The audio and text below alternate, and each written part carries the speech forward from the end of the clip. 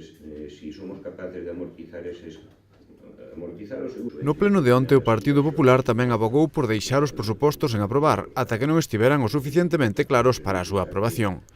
Pero os populares chantadinos din que chegan demasiado tarde. Pois son os presupostos que xa veñen tardíos, porque deberíamos estar falando dos presupostos do ano 2013 e estamos falando dos presupostos do ano 2012, non? Para o cal nos quedan xa nada máis 3 meses.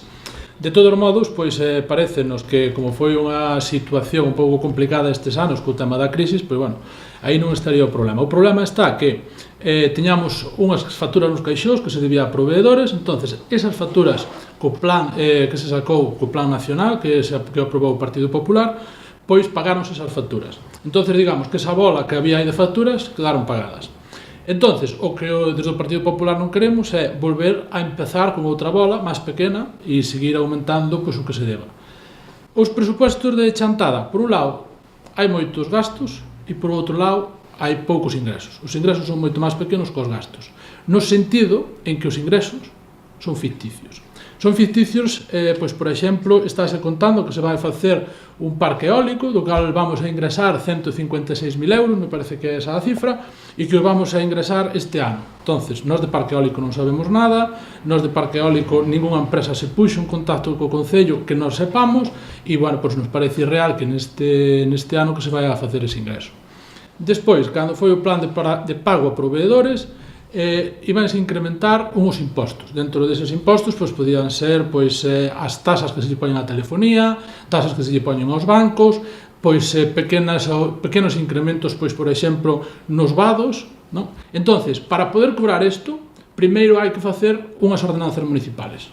Esas ordenanzas municipales, a día de hoxe, están sin facer e os ingresos que se prevén con esas ordenanzas municipales pois xa están apoiados e xa están reflexados no que son os presupostos do Concello. Entonces, esos ingresos son ficticios e irreales.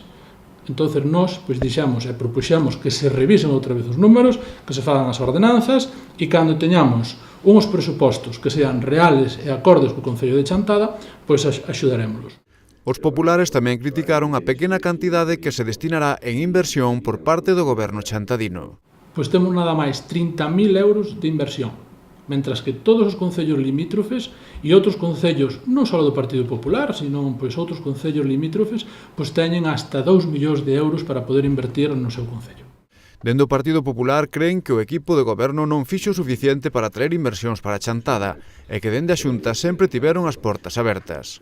Sempre dixemos ao equipo de goberno que ten as portas da Xunta de Galicia abertas. Non nos vamos a poñer ningún tipo de atranco, ningún tipo de traba para acompañalo ou para que vaya el á Xunta de Galicia. A nós nos consta que se fixo algunha visita, foron moi pouquiñas. E me consta tamén que desde o grupo da oposición pois tamén lle brindaron o seu apoio pois, para poder facelo. Entonces eu creo que a labor pois, pode ser mellorable.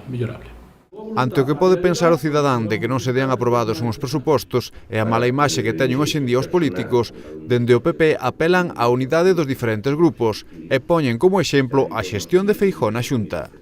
Eu creo que é un momento, e sobre todo en situacións complicadas como son hoxe, que están facendo muchísimos esfuerzos, tanto funcionarios, dentro dos cales incluye a miña mãe, que se están recortando unhas pagas extras, están facendo uns grandes esforzos para axudar a levantar esta crisis para arriba, a sacar esta situación do burato no que estamos, pois vese que hai pouca coordinación política entre os distintos grupos políticos e hai pouco traballo, hai que facer moito máis traballo desde a política, é necesario e é fácil de facer e, ademais, o propio cidadano débenolo exixir.